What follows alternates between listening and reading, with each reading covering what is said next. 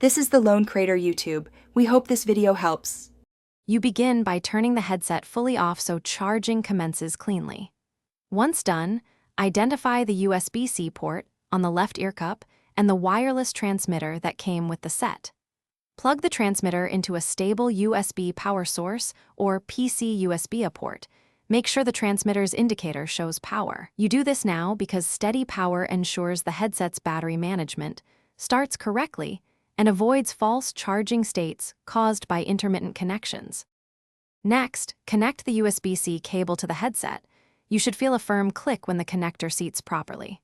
Once connected, check the LED on the headset or transmitter. Flashing indicates active charging, while a solid LED usually means full or connected state. Make sure to use the original cable or an equivalent high-quality USB-C cable to maintain correct current flow. Do not move the headset or disconnect repeatedly, since steady current is required. Finally, when the LED turns solid, unplug the cable and power the headset on to confirm wireless pairing and battery percentage. If the headset fails to charge, first try a different USB port or another high-quality USB-C cable to rule out a bad cable or port. If problems continue, make sure Razer Synapse is updated and perform a firmware reset through the app.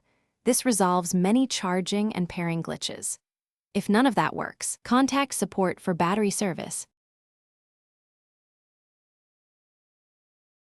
Thanks for watching. Consider subscribing if we helped you.